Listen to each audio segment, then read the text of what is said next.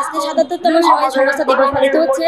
সমাজের সুবিধা বঞ্চিত যারা অসহায় এবং যারা বিভিন্ন সমস্যার সম্মুখীন হন, যেমন মানুষের যৌতুক নিয়ে সমস্যা, অ্যাসিডে নিক্ষেপ করা হয়, আরো অনেক বিষয় নিয়ে সমস্যা হয়। তো আমরা চাই যে আমরা যেমন ওদের পাশে দাঁড়াই, আমাদের পাশাপাশি অন্যান্য সংস্থা যেন আমাদের সাথে জড়িত হয়ে মানুষের পক্ষে হয়ে কাজ করে, অসহায় লোকদের পক্ষে কাজ করে।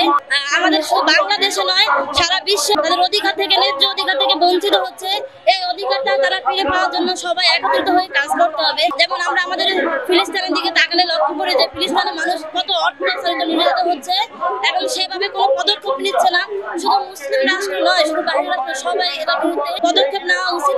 সবাই একত্রিত হয়ে কাজ করা উচিত, মানুষের অধিকার নিয়ে কাজ করা উচিত, যেন মানুষ তার ন্যায্য অধিকার ফিরে পায়। শুধু মুখে মুখে অধিকার বললে হবে না, আমাদের বাস্তবতার সাথে কাজ করতে হবে যেন মানুষ তার ন্যায্য অধিকার ফিরে পায়।